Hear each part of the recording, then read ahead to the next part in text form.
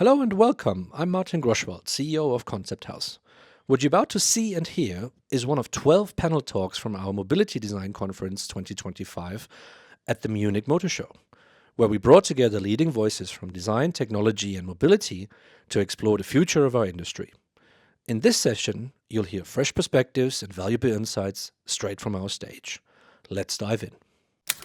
So thank you to our sponsors for making this happen, and also thank you attendees for coming today.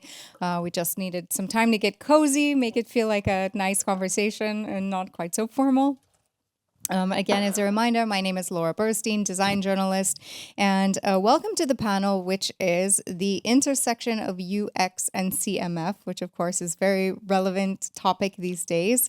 And our panelists are people who have discussed this before. Konzepthaus actually has a podcast with these two experts, and so we're going to kind of take this a step farther. So we have Christian Eckert, who is Chief Experience Officer and founder of Next, but also former Faraday Future in BMW, and then Amy Frascella, who is a freelance creative consultant, but you might know her work formerly from JLR, Hyundai, and Kia. So thank you both for being here. Really appreciate it. And, two departments, CMF and UX UI, both within automotive design that have had this rise of importance, but still is somewhat finding the right dance, right? The right balance between working together and communication, collaboration, with every organization having a little bit different approach, a little bit different experience and philosophy. So maybe we can begin with a little bit of background in that, maybe some specific projects or two where you can talk about how CMF and UX UI have worked together. Either one of you wants to start. So thanks for the introduction. I'll probably just draw upon a few examples from Jaguar Land Rover.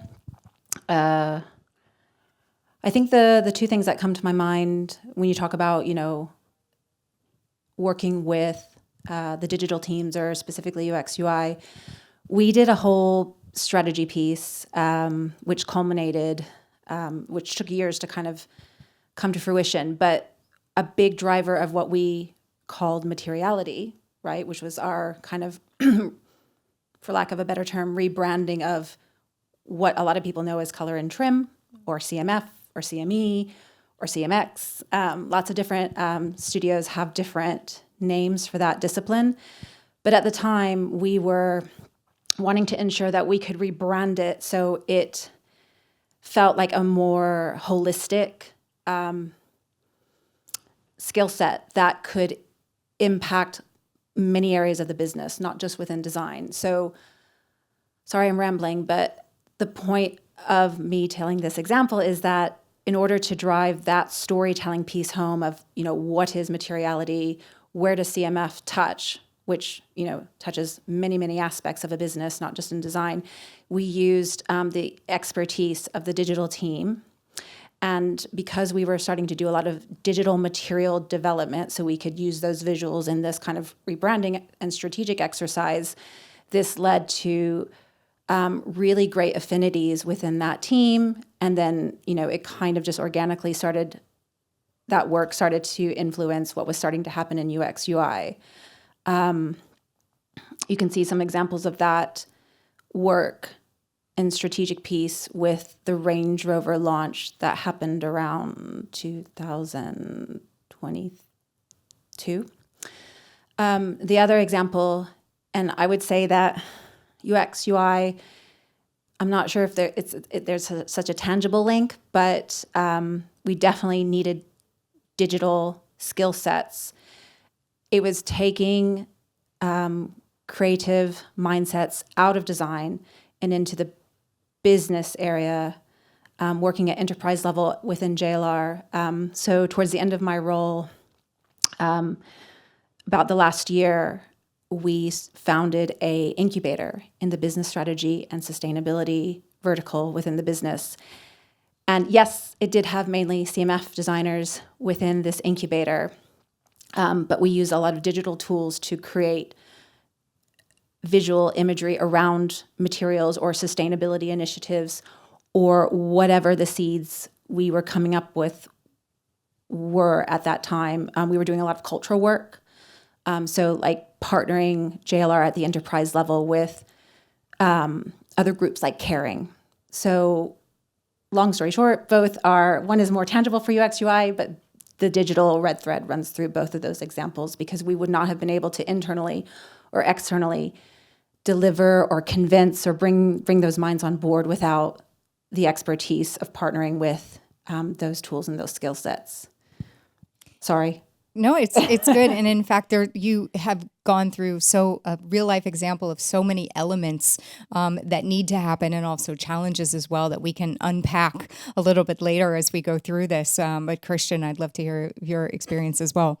Well, this was perfect. Amy, actually, you already have like 5 of my top 6 points that I wanted to make tonight. I was fortunate enough to work in that space on the OEM side, so inside. Then I switched, went to the consulting agency side, then went into EV startups. So different approach to car design, mobility, different processes, different organizations. And I think the biggest challenge always was, and still is to this day most often, it's both like a siloed thinking, siloed processes, but also processes that are legacy processes. They're very waterfall. They're actually not as combined as Amy just said, because that's perfect. Because I think we should always start not with UX or CMF or UI or anything really, but like, what's the experience vision for this product, for this brand? What is that experience? Like, what do we want people to feel? We still design for humans and not robots yet, mostly. So what emotion do we want to evoke? And then from there, you can dive deeper into, of course, CMF and UX and UI and all the other disciplines, and see, okay, what supports the creation of that feeling that you want to evoke in that user, in that product, like a car. Yeah, that's a good point. And I think starting sort of from the end goal is always really important in meeting these goals and deciding the best avenue to achieve them. And I know in our last session before lunch, we were talking about, with visualization artists, and we had paint suppliers and a CMF designer. And the bottom line is exactly what you said. At the end of the day, we remember we're designing for people. And the goal is to make the best possible product that hopefully evokes emotion, but also solves a problem, right? So I think when you look in it in that context, it seems very basic, right? But I think especially in the silos, right? Everybody gets super hyper-focused into what they're doing. And sometimes it's just good to sort of check in like, okay, what's the big picture? And so breaking all of that down a little bit, like each of you have had different experiences in different studios, as you say, with different culture, different workflow. Can you give an example of maybe, Christian, you can start and walk me through, over the course of your career, a little bit the evolution of UX, UI, and CMF and how they work together or didn't at the beginning, and kind of what you saw over the course of your years? That's a good one. Makes me feel old a little bit, because I really started like 25 years ago and at BMW, and that was a fun time. I was just fascinated by cars, but also the digital revolution. But I thought, okay, I don't want to just end up doing websites and apps. So, okay, let's explore that in the automotive context. And back then, nobody really knew where to put us, to be honest. I mean, BMW back then, first iDrive generation, was still pretty progressive, but we were still the new kids on the block. We were literally in a little corner, and people called us the user corner, which didn't make any sense, but it didn't have vocabulary for what we do and what we are. And literally, I think once a year, they moved us into a different department, into design, then into engineering, almost into marketing, then back into design. So I think in the very beginning, UX, UI, or let's say the digital experience was always the afterthought. Basically, the car is done. Now you have a screen, you can make it look nice. I'm exaggerating, of course, a little bit, but that's how it felt. Yeah, I don't think you are.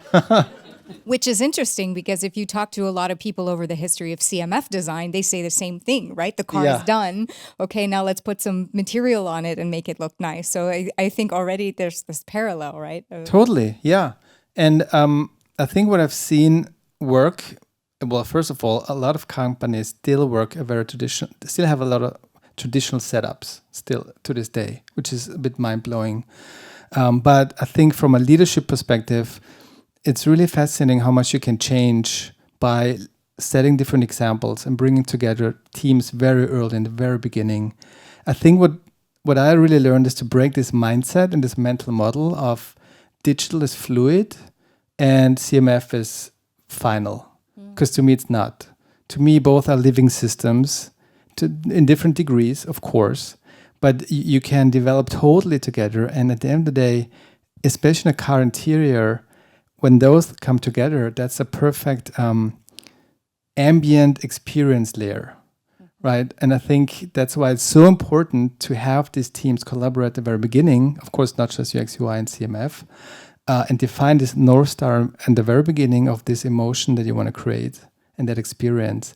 And then you can literally prototype your way into collaboration. Because I think, and we can dive deeper into that in a second too, but I feel not just talking about it and having nice presentations that you send around, but like really prototype together. And also what you mentioned, Amy, earlier, like that you have digital designers explore materials and think about, okay, can they become smart or intelligent, and vice versa. Having experts from color material use tools from digital designers and go into prototyping and understand motion design and rhythm or logic of information architecture.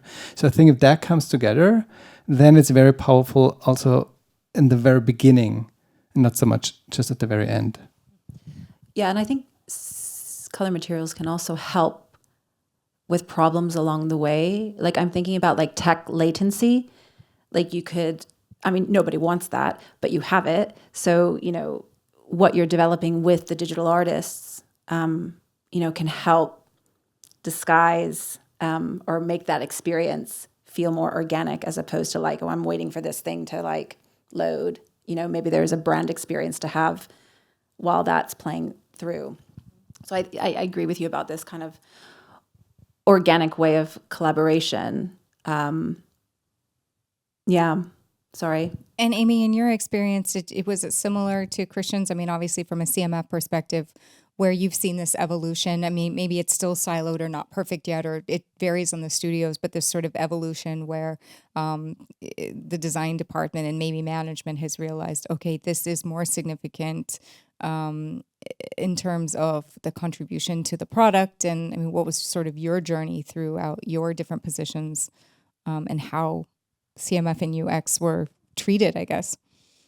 Yeah, I think it's a powerful combination, especially now, you know, with how the landscape has shifted. But absolutely, like, I think unlike UX UI, where it's kind of like, oh, there's the user corner, like everyone knows it's important, but you don't really know how to harness it. I think CMF was harnessed in some capacity, but not always strategically, right? And I think that, you know, growing through my career, that's always been the challenge to make design and business understand that a materials-led design approach, whether it's digital or physical, can impact the bottom line because it's lower investment, technically faster turnaround. But yeah, I think that also the network that CMF typically have, they're very well placed to do lots of things, which I would imagine like that's kind of been your experience to some capacity, because it's like, oh, we need to do some stuff in the retail space. Oh, just go and sort that out. Oh, we need to do a brand experience connected to the launch. Can you just go and sort that out? And the sorting out takes a lot of effort and thought. And, you know, it's interesting how these teams that we're talking about have those transferable skills and have the networks that are wide enough to be able to contribute to many different areas. I'm not trying to say that other design departments don't, but 9 times out of 10, you know, when you don't know where the project lies, it can typically fall within the responsibility of CMF. So, which is, you know, there's positives and negatives to that. You know, if we talk about brand and the responsibility of brand with design studios now, there's real opportunity there, but it's another area that really needs support and an understanding of what it takes to get to the final result. Like, I'm reflecting on the conversation that you were leading earlier, and somebody was talking about like marketing images, and then, you know, all the work that happens in design, and then another department has, you know, timing challenges, or they don't even understand that what they're putting out is poor, right? But you've got the skills and expertise right there. So I think that's one of the many next challenges that, as automotive design transforms, will be there. So, like, how do you figure out that collaboration, and where does it end and where does it begin? Yeah, and just sort of as a refresher too, for those who weren't in the last session, one thing we were talking about toward the end is this idea of, you know, who does what, and should other things that maybe traditionally were not under the umbrella of design be under design. And the example that I use is of Derek Jenkins at Lucid, who is the head of design and brand, and all of that falls under the design umbrella. However, it's also a very small, nimble company, and it's also a startup, so it's easy to just kind of build that from scratch. But I used another example of at Cadillac. They took a designer who had a design background, actually CMF background, and they basically made her this liaison between the marketing and the brand departments. So they knew from the very beginning of the project that this is what we needed, just as far as look and feel, and then every single form of communication and product from then on would fall under this standard. And so obviously it's a challenge, right? Because everybody who works in a studio doesn't necessarily have the benefit of people who think this way. But can maybe Christian, having been on sort of both sides of the spectrum, what do you think are some best practices? You know, let's say you don't have this manager who's thinking in this holistic way. What advice can you give to designers, and maybe taking some initiative to empower themselves to better communicate and collaborate? Yeah, I think that's a really good question, because as you pointed out, it's like being myself at Faraday Future, we could build the company and had to build the company while we built the products, which is an advantage. It's much smaller. You can redesign the organization also while you design the product. But of course, in a big corporate OEM setup, it's much more difficult. But I think the organization is reflected always in the experience, and in a good or a bad way. But I think you can overcome that. And what I meant earlier with prototype yourself into collaboration, I think by having these, I think first of all, you need to foster a culture where people are curious enough. You need to be curious. You need to have a deep respect, I believe, for other disciplines. I think I see this often, like we're the expert in this and that, and that's superior to another discipline, which often hinders innovation, in my opinion. So I think having that curiosity, having a deep respect for other expertise, and then being open to try something new and really start making things. The more we have AI taking over so many things, I think the more we should experiment, and you cannot plan the perfect product always. Of course, in a car industry space, there's a lot of risk, long lead times, huge investments. But I think you can start on a really small level, and I think we can be much more efficient also in these setups, and faster and more agile and more creative too. And I think what helps often is, in my experience at least, to bring in outside perspective and not from the car world, because you have enough experts in that company. But bringing in gaming, fashion design, we're here at broadcasting, TV and movie. So like bring all that in, and bring in architecture. So these different disciplines, I feel like they're both inspiring, but also help bridge a little bit. And I think what happens is, and I think that's also to leadership actually to foster, is you need teams that ask more why and not how. You have enough how people very often. That's how we do it. That's the process. That's the tool we use. But I think sometimes bringing a little bit more of the why we're actually doing this, I think really helps to overcome some of those silos. And we've seen examples, not many, but especially in CMF. There was one Swedish manufacturer at one point that brought in a head of CMF from the sneaker industry, for example. We see obviously CMF designers coming from fashion, coming from jewelry. As you said, we have UX UI people coming from video games and TV and movies. And so it's good to have an outside perspective, but I think it also requires a balance, right? Because everybody talks about how we need change. And then as soon as we have change, we say, oh, these guys know nothing about cars because they don't come from the car industry. Amy, maybe you can speak to this. So, where do you see that balance? And what do you think would make this ideal team, or either one of you? Well, yeah, diversity is key. Diversity in terms of skill sets, working in a multidisciplinary way will always, from my experience, bring good results. But you're right about there's this, for lack of a better term, a stigma of like, has this person had enough experience within automotive because automotive is special? And that's correct. So I guess it's, what is the culture at the brand? What do they need at the time? Are you bringing that unique expertise in at leadership levels, or are you bringing it in at levels where they can be more independent or, individual contributors?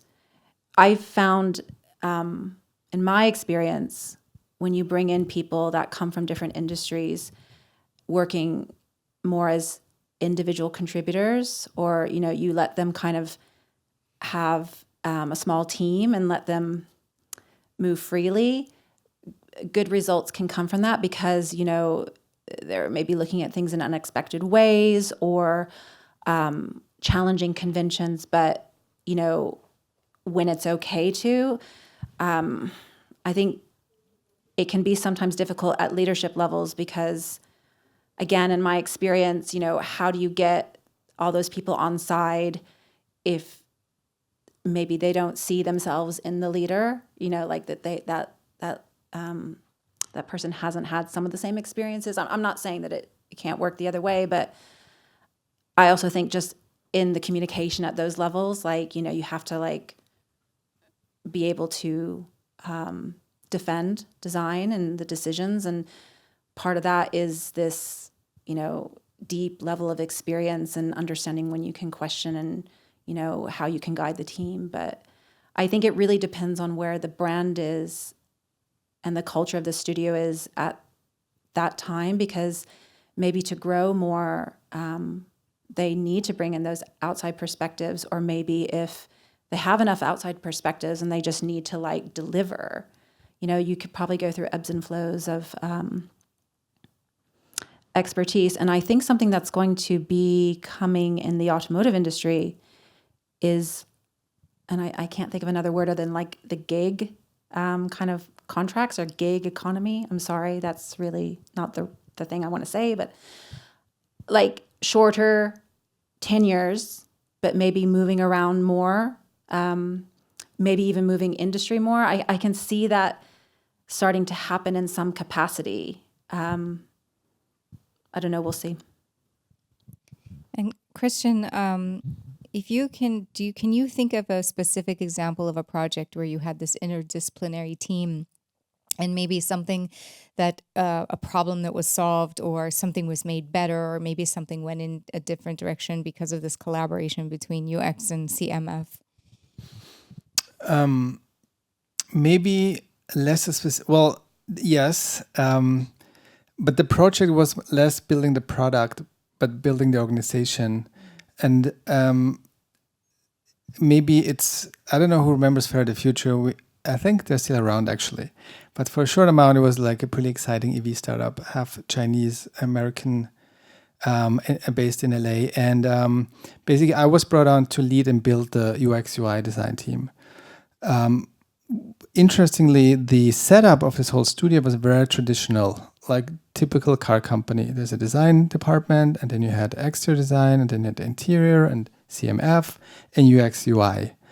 And I realized and thought we cannot build a software-defined vehicle in a setup that is like that follows these legacy processes, really, like too slow.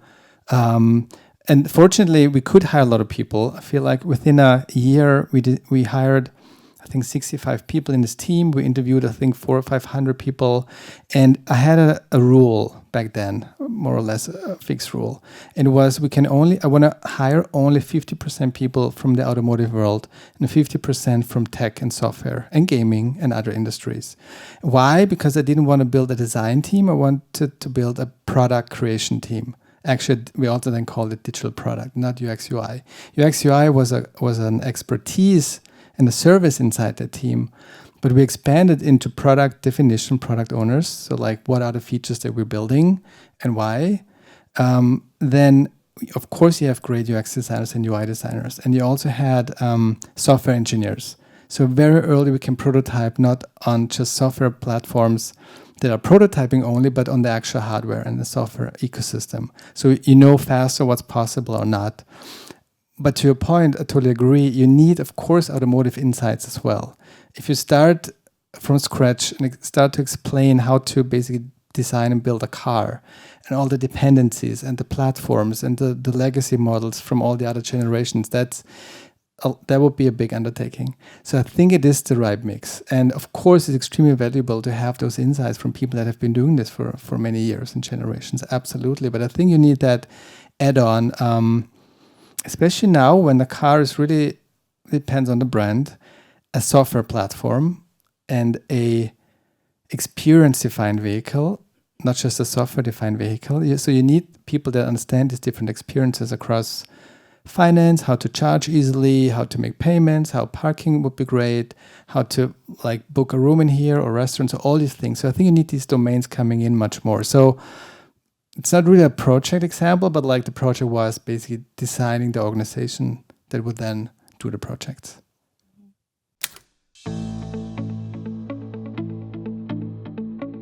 At Konzepthaus, we're passionate about shaping the future of mobility design. A big part of that is connecting the right talent with the right opportunities. Through our recruiting team, we help both studios and companies, as well as designers and design leaders worldwide, to find their perfect fit to make a difference. If you want to learn more about our recruitment services, head over to concepthaus-consulting.com.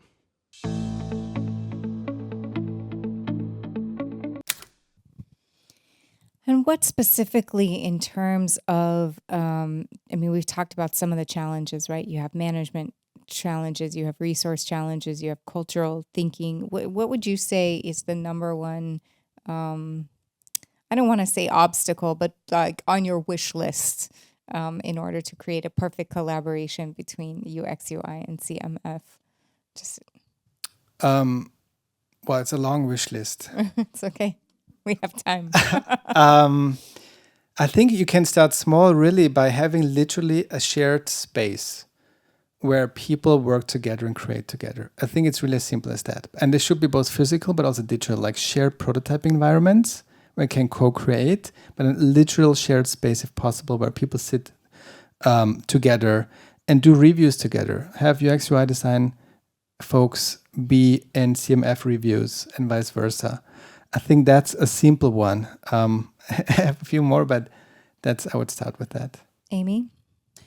Yeah, I mean, as early as possible, but also, and not to kind of perpetuate silos, but I think maybe having, someone that's closely connected to the departments. Something that we were playing with at Jaguar Land Rover in the materiality team was we brought in someone that actually, she had done like web design, or like she had a lot of expertise in film, and we wanted her to start learning Substance and become this bridge, because we wanted to use Substance not for helping marketing, making their images look better, although that you need to do that. We wanted to ideate on materials using that software, so that way we could then make them physically or vice versa or whatever. So I like this idea of having different expertise in the departments as well to foster that connection, because sometimes you need a Sherpa to really connect those departments together, because yes, sharing a space and like being inspired by each other can go a long way, but sometimes it's just that like this is literally how you'll do that, or like the 3D designers use the studio engineers where they're like kind of translating to the engineering departments, this is what they mean. And to me, I would incubate something like this until you figure out, well, is it a department in and of itself? Or do all these skill sets really belong in the digital experience? Or do we need both, where you would have like deep expertise within the materiality organization? I think it was, sorry to reflect again on your earlier conversation, but I thought it was very interesting that the gentleman from Adobe was talking about that they're bringing in CMF experts and bringing them into our organization. And I would say, if there's not a CMF expert within UX and UI, like that should definitely happen. You would look at consumer electronics, and I'm sure that that's happening there. So yeah, I think that there's many different ways to cook the potato. And I think that goes back to, because this, yes, absolutely, this theme of, not everyone can do everything, or not everyone should do everything, but there is space maybe and should be for these bridge positions, these liaison positions. And I think that they're important not only for fostering communication and productivity, but I think it's also an opportunity for designers working in the studio and the students and younger people as well. Maybe you're a decent designer, but maybe you excel more in communication, or maybe you, and this is a little bit broader topic too, about when you go to school to learn XYZ, whether it's car design or video game design, you learn this very specific skill set about how to design the thing. And then you realize when you're in a studio, you are a combination of living, breathing people who have different ideas, who have to all get things done and communicate with each other. And I think this is also, maybe a spark for people who are like, yeah, maybe I have some other strengths and that they can bring to the table, because I think at the end of the day, the organizations benefit from having people who are like maybe well-versed in enough things that they can help facilitate the true experts to work together to do it better, if that makes sense. Yeah, which is add to that, like, especially, but not only in the digital space, I mean, things are changing so fast. Right. And what you learned yesterday is almost like useless tomorrow or today. So I think we need to also rethink a little bit how we teach and approach those skills. Maybe it's less about learning specific tool or approach or process, but more a mindset, like, be curious, be open, be not afraid to try something new, those kind of things, because things are going to change so quickly. And I think that's extremely important, more so than other things, actually. Yeah, I was thinking like it's generalist versus specialist, and not that either are, like, you can be both at different points in your journey. And I think that, now with all the transformation, maybe now having more generalists could be a good thing in a studio setting. But you'll always have those deep specialists. But I think that there's what we're talking about here, many of the roles don't yet exist. Mm-hmm. And, when you're talking about, well, what are people being taught in education? If it's about, here's the tools, how can you, express through these mechanisms? I think that could be very, very interesting. And I'm sure there's a level of an education and creative education, like where there's a generalist time period and then you move into a specialism. I don't think it was quite like that when I was there, but that was a while ago. But yeah, I could see room for both, and being as one individual, being both at different points in your career. And now, it just reminded me actually that a while ago we looked into hiring therapists into design teams. Fun enough. So there's room for a lot of expertise actually. I'm sure a lot of people would, not just for want to us take you or up for on me, that. Okay. but also Are you okay? I'm good.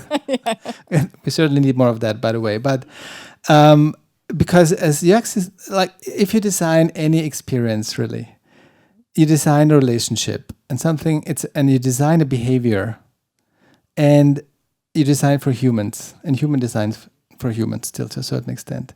So to have therapists actually help, and psychologists, psychiatrists, and so on, really help understand. Of course, it's happening already, but speaking of like other expertise and disciplines coming into this new world of this ambient experience layer, I think there's so much room for so many different things. Because at the end of the day, what we do is also build trust, or we build something that loses trust, or you lose trust in the product experience if it's not good, if it's broken. So I think bringing in these different thoughts and expertise from a humane perspective is very, very important. Actually, even more so, the more AI and the more tech we bring in, the more we need to go back to what makes us human. Yeah, I think that's a really interesting point about like bringing in a psychologist for certain areas of development. I was recently privy to a presentation from people from Airbus. And, Airbus make commercial airlines, but they also make planes for war. Okay. And that's like the business of war sounds very, very serious, because it is. But, the amount of information like on a pilot's cockpit, like what level of information can that person take in? I mean, when you think about like in a mobility product, like it's quite different, the level of decisions you're having to make as compared to like a fighter pilot.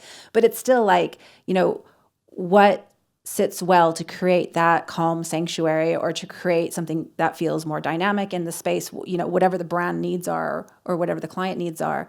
But yeah, I think that's really interesting to expand on the idea of multidisciplinary, like disciplines that you wouldn't even think that would be part of the iterative process of design. And I think just to a large extent, design teams already do this to, I think of different markets, for example. I mean, we talked about this in sort of our pre-discussion call. We went through these cycles where, products are very market specific. And then we went through this push where everything was going to be global and there was going to be one product that was going to be great for every country. And now we see, like, especially when it comes to CMF, China, India, Latin America, Europe, the Americas, there's very different preferences and very different demands. And so I think to some extent, these teams have to be flexible in understanding these markets. And it's very interesting too, also in the luxury space, when you see, on the one hand, the more screens, the better, the bigger the screens, the better. But you're seeing a lot of concepts these days where the idea of luxury is you take it all away. And it's less screens and it's more haptics and it's more smart fabrics. So maybe, I know it's a little bit of a shift, but maybe Christian talking a little bit about that mindset that's needed for creating for different markets, whether it's luxury or whether it's for India, or, how do you go through that with a team? Yeah, that's a great one. Because I think the more diversity, the better, no matter what. I think it's, to your point, like we had the phases of one car fits everyone and everywhere, really. And I think that's over, which is great, but it's more challenging, but also creates more opportunities. I think in the world of digital experiences and software, I think it's, and actually not only, but the experience in general, it's not about scaling an experience from where you are onto the world, but you should rather scale a system that is adaptive enough and flexible enough so you can localize. Yeah. And I think still to this day, it's mind-blowing to me that so many car companies have so many amazing advanced design research studios all over the world, and studies and external partners. But so often we don't get certain things right about what that culture and that market and that infrastructure really needs and wants. And I mean, we see this in China obviously happening as the most obvious example for a lot of Western companies. So I think that's why it's so important to involve local teams, which of course is also happening to a certain extent, but not enough maybe, in this very early creation and identification of those market needs, and give them also more autonomy versus headquarter rules and style guides and so forth. So I think really being very open with not just being somewhere, but like having local people really understanding the culture, the infrastructure. I think mobility is inherently, it's always local. Like what works here doesn't work in LA and doesn't work in Shanghai. And like just for me, I lived in LA for the last 10 years and we had the two of us, I think 3 cars. I don't even know why exactly at some point. But even though you have robocars and scooters and things, but you just needed this. The infrastructure didn't allow for more public transport really. And now we're in Munich and we don't own a car at all. It's car sharing. It's of course a great public transport system. But the point is that the infrastructure and the culture and the basically just the setup of where you live has such a big impact onto the cars or how you get from A to B, that this is so important to kind of keep that in mind when starting to develop for that market. Inconsistent consistency. I struggle with this topic because I completely understand everything that Christian just said, because not everything translates. You know, there's different challenges in different environments, right? You know, is it hot? Is it cool? What's the terrain? You know, what's the urban environment like versus, you know, is it mainly suburbs or lots of driving? But the reason I struggle is because what is the brand? To me, the brand comes before, and this might be controversial. To me, the brand experience has to come before anything. That said, it's not about ignoring clients, but you know, sometimes clients don't know what they want yet. That's why they're paying you to be like, okay, I want a new car. What do you got, right? I think a really good brand that I reference a lot, and it's not a car company, but it's Aesop. They are really good, in my opinion, at inconsistent consistency, because their retail spaces are incredibly beautiful, sensorial, tactile. They have the same products, but it changes to the local culture and the feeling and what's appropriate for that environment. I'm sure there's many other brands that do this well, but Aesop's the one that comes to my mind. But I guess, yeah, as long as you don't steer so far away from the brand values to just make something that particular market wants for that particular time, because I can't tell you the amount of projects where, you know, a big market was like, we need this, we need this, we need this. Then you do that for them and you're about to deliver and they're like, no, we don't want that anymore. We want this, we want this, we want this. And it's just like, well, how do we stay true to the brand values of the product? Maybe we wouldn't be in this continuous cycle of just chasing our tails for trying to keep up with market needs. Sorry if that sounded a bit negative. I think I fully agree, by the way. This is a safe space, by the way. And this is, we have the therapists. Yeah, I mean, but this is the point, right? I mean, this is why we're having these conversations. I mean, maybe some of it sounds obvious or whatever, but but nothing changes if we don't talk about it. So I think, right, this is why we're here. So Christian, I didn't want to interrupt you. But no, it's fine. We're all okay here. Yeah. Yeah, we're okay. Off the record. Is this being recorded? I don't know. Maybe it's not. Chatham House rules.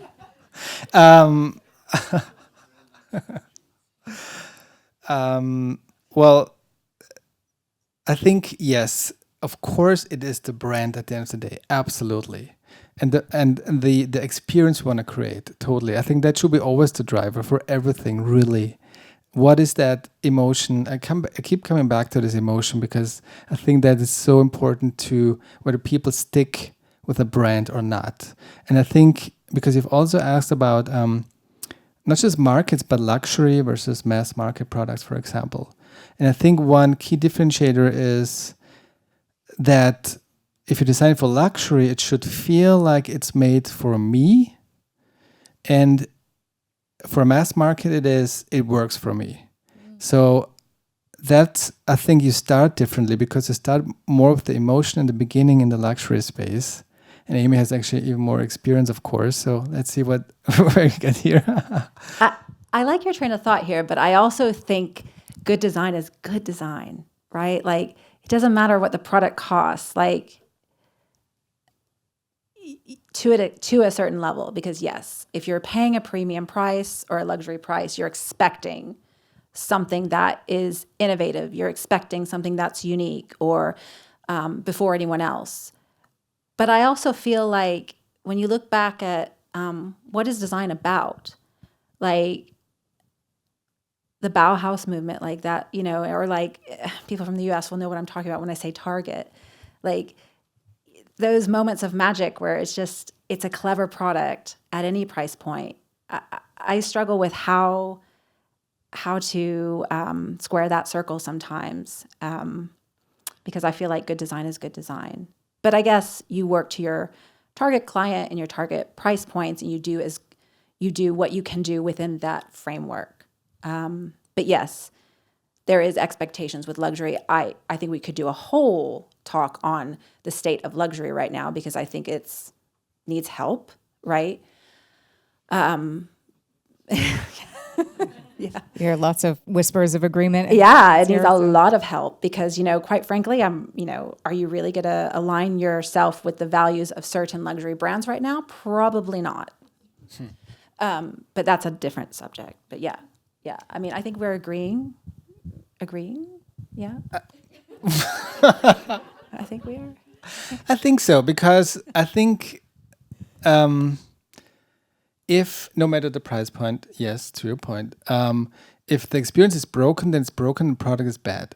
If you have great CMF, the most high quality, amazing materials, and they turn on the screen and it's laggy, it's bad quality, it doesn't make sense, then the whole experience is broken. And vice versa, you can have the best digital experience in the world, but everything else is cheap, doesn't work, is not reliable, also broken. So at the end of the day, it's always this choreography of emotion, really, at the end of the day, between these and other disciplines, by the way. But no matter the price point, yes, good design is good design and bad design is bad design. So to leave some time for questions, just sort of in wrapping up, I mean, we never have enough time, it seems like, to kind of flesh out all of these, but I think we sparked some ideas, hopefully. And I'd like to just hear from each of you. We did touch on it a little bit, but if you could leave our audience members with sort of one seed to plant or one recommendation or action item that they can leave today and take into their studios tomorrow to help push this idea of the collaboration between CMF and UX forward, what would it be? Christian? You want to think? I would say, in case it's not happening yet, start with the experience strategy first, and then you can decide who needs to be on the table at the beginning of a new project. What tools do you need and what spaces do you need? I never start with CMF or UX or UI, but like, what is this experience strategy for the product really? And you pull in also not just people from design, but you pull in people from marketing that very often understand the brand very well. You bring in people from sales, engineering for sure, and create that experience vision really that encompasses all of this. And then you go from there. And then if you have shared spaces and shared rituals and shared tools, then it's going to be a much better experience if you define that relationship, that emotional outcome that you want. And then from there, you basically design the organization. I know it's easier said than done, but I would start with the experience strategy first and then bring in all the other players and tools as needed and as defined by this goal.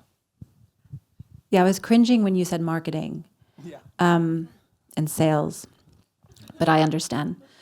I would say the industry for what the disciplines we're talking about right now are doing or could do, the industry needs people that will challenge convention and, you know, maybe, I think somebody earlier said it, or maybe you said it, like, don't ask for permission, beg for forgiveness, because I think that, yeah, we need that. We desperately need that. And I think also utilize your transferable skills, because you can always, in my opinion, you could always go back to automotive, and considering the conversation we've just had today, how much more enriched would your skill set be being able to move between different industries and bring those learnings back and forth. I feel like I've had opportunities to do that, and I wish that was something that I took more seriously during my career. So I would just say, think about those things. Not that I'm trying to, say talent leave the industry. Not at all. I'm just saying, think about, what you can bring back, because I think that is really needed. And I think that just goes back to the sort of the more simplified version of keep learning, right? Keep learning, keep improving yourself. And also a little bit what you said, Amy, about empowerment. Of course, it depends on the culture, it depends on the management, but of course, everyone's busy and under deadline. But if you need to ask somebody in a different department, and especially if you're sitting close together, even if the boss is not telling you, oh, go talk to this team first, you can walk over there or send an email or pick up the phone or whatever it is. And I think this idea of empowerment, that even at any level, you don't have to necessarily wait for the permission of management to say, hey guys, you need to collaborate. I think that each person can start on an individual level, whatever is appropriate for their situation, and just say, and people will notice. This is what we always talk about too. A lot of times something spark from, it could even be an intern, right? Or somebody who comes in who's used to doing things differently, and they ask the right questions, or they talk to people that they normally wouldn't talk about. So yeah, I agree with everything you said. And, it's not just CMF and UX UI, but I think just on the bigger picture, right? Remember that we all have a potential to make change. Yeah. And I think someone from CMF or UX UI could lead a design studio. You heard it here. You heard it here. Thank you so much. We do have some time for questions. Thanks for watching this session from the Mobility Design Conference 2025 as part of the Munich Motor Show 2025. I hope you found some inspiration and new ideas about where mobility design is heading in the future. If you'd like to see more talks from the conference, make sure to subscribe to the channel and stay tuned. There is more to come.